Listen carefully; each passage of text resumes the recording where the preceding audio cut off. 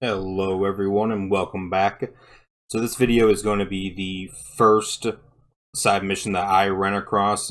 Actually, as I was heading towards the Tales of Sensei, I ran into a group of Mongols escorting an NPC.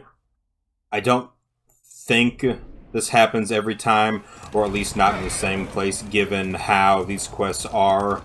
They kind of remind me of Radiant quests, how they kind of just travel around, or certain NPCs have a branching different ones that they can give you just depending on where you're at in the story. But running towards the first Tales mission, there is a group of traveling Mongols. Take them out and then talk to the NPC and you'll get the first side mission that I actually ran across.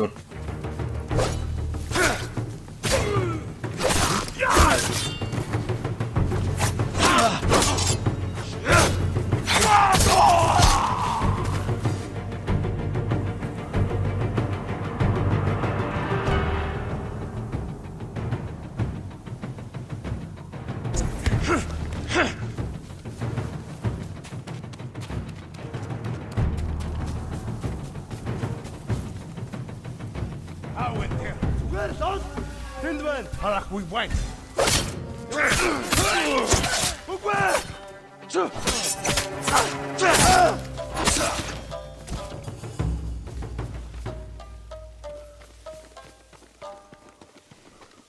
Please help me. You'll be free soon. You survived Kumura. My lord, the Mongols have taken Ogawa Dojo. I trained there years ago. Spent a summer sparring with a young samurai of Clan Nago. What if the Mongols learn our combat techniques? They'll need more than a few weeks to do that. I'll stop them before then.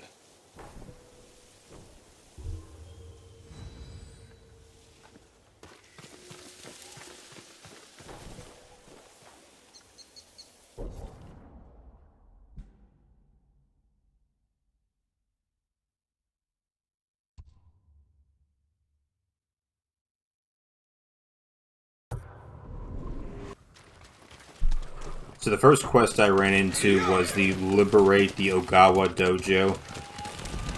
Just as a warning, before we go any farther in the video or in the series, not great at pronouncing Japanese. I probably will get a majority of it wrong. Hate me if you want to. I'll try my best, but I'm not going to lose any sweep over it.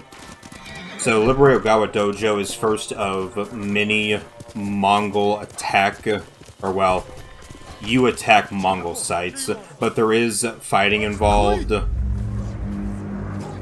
if you're smart, at least in the beginning, you'll try to take them out one at a time. I'm still learning the mechanics of the game, trying to just see what I can get away with. So I decided it was a good idea just to, you know, fight all 30 of these people at once.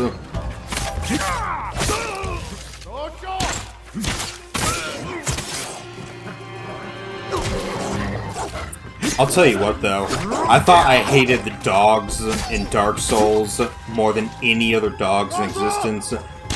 Not the case. Fuck these dogs. Not only can they bite you and grab you out of nowhere, they also grab your freaking sword arm and they yank you around. So if there's someone waiting just to stab you in the back, they have no better chance than when that dog is just straight fucking you. And of course you have the archers, which I have to say, any long-ranged opponent in any game is horrible to deal with. The archers in this game, they shout out before they shoot, which is a nice little nod. As if they didn't, they would be the most OP things in existence. Their tracking is ridiculous.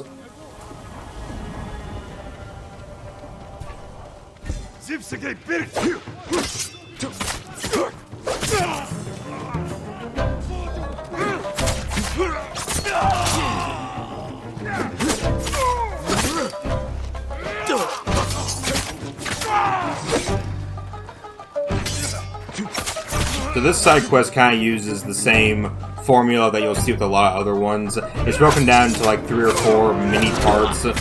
So the first part is finding the banners Banners are collectible items, so you have to find them either way. It's always good to see them show up in missions, because then at least you know you're getting a couple of them. But yeah, just look at how many enemies are on the screen right now. If you actually want to do this mission the smart way, what you'll do is take out the enemies at the very front gate, go around to either the back left or back right. Does not matter which way you go, as long as you don't go up the front. Go up the front, you're getting gangbanged by 10 people. Go up the sides, you can break up it into 5 each, which is not bad at all. But yeah.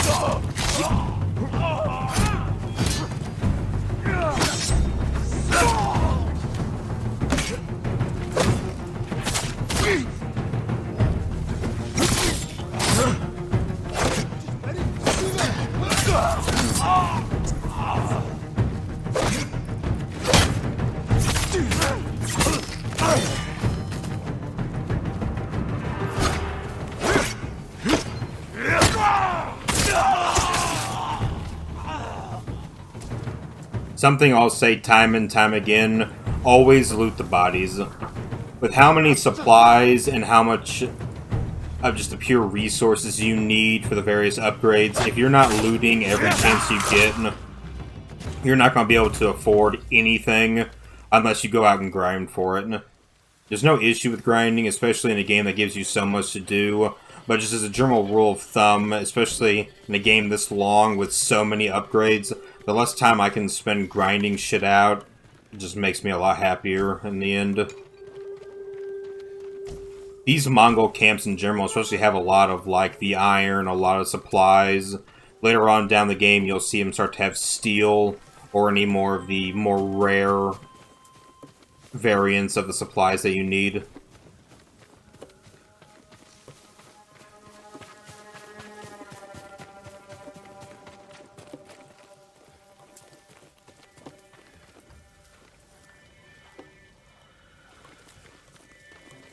So in Bloodborne, they're called salty gestures.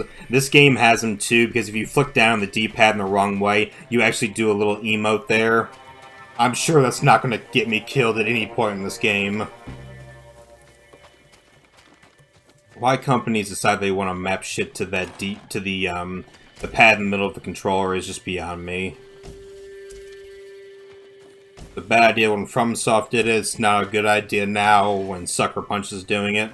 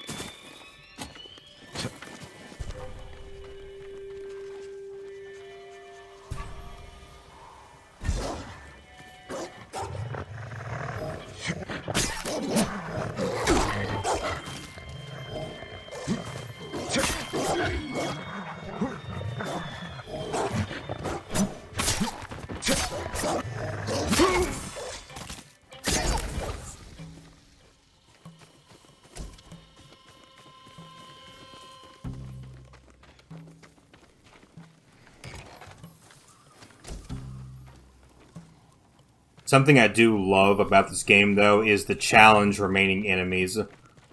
I really have a hard time finding, especially that one last enemy on the map, especially when you need to kill them to continue. This is just so much better. Challenge the remaining enemies, kind of aggroes every single enemy to the left, straight to your position.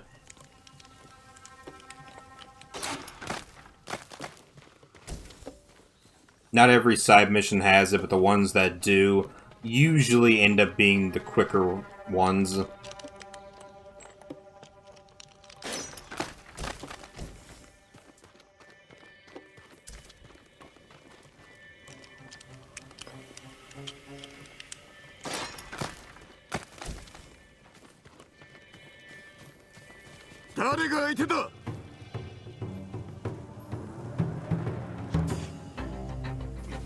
Liberate!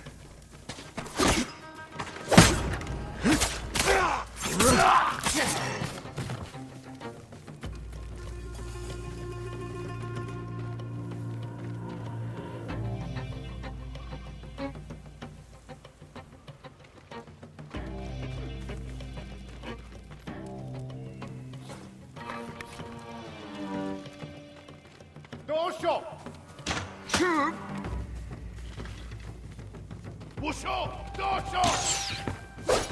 Like I said before, if they didn't call out before they shot, they'd be the most infuriating thing in this game. Clear across the map, didn't even know he was there, shot me with pinpoint accuracy like he was firing a rifle. Absolutely ridiculous.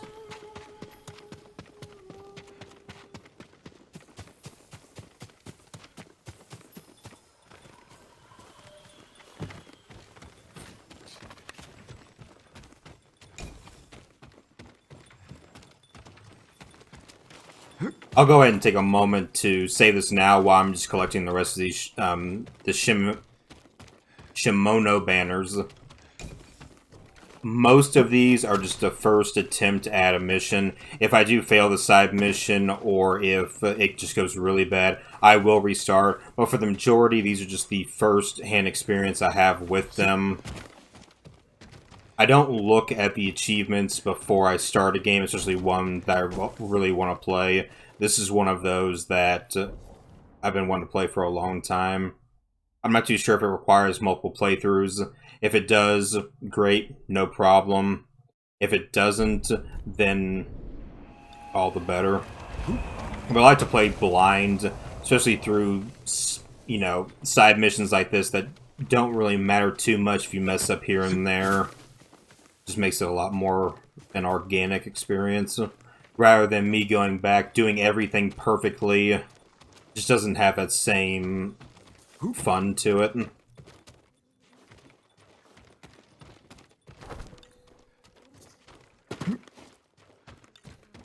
Collecting the records here, as well as all three of the banners. Records are scattered all throughout the game. To my knowledge, there are no missable ones. At least I hope not.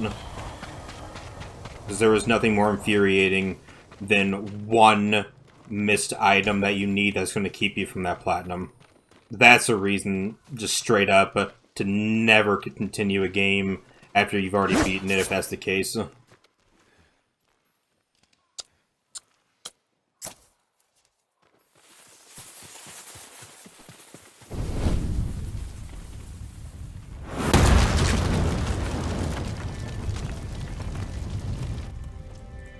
Alright, now we're going to get into one of this game's greatest strengths, the duel system. How they set these up is just so badass. I love it to death.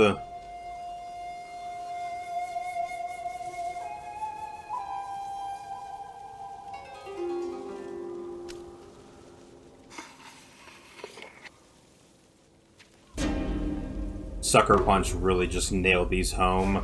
It's like you are actually watching a movie with these two about to duel.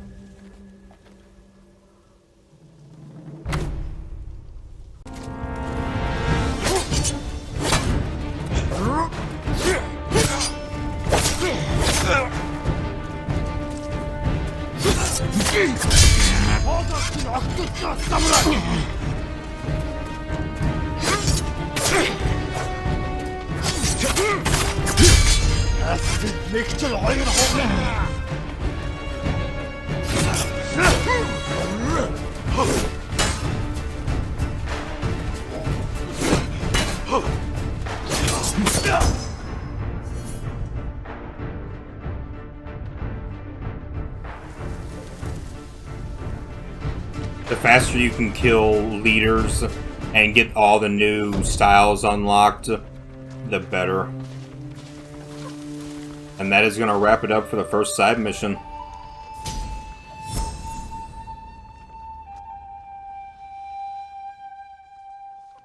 Overall, not too difficult. If you take your time, plan it out, don't rush in like I did, you'll have a much better time. But even if just bumbling through it, I can't complain how that went. The boss fight at the end went really clean, too.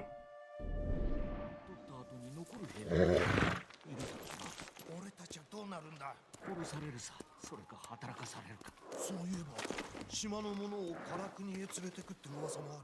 あり得る。百姓や浪人を鍛えて本土での戦で戦わせるつもりかもしれん。 And with that quest complete, that was going to wrap up this video. Thank you guys so much for watching. I really appreciate it. If you guys have any comments, anything you want to see, anything you want me to do differently, please throw them down in the comments. Thank you guys so much. Have a good one. I'll see you next time.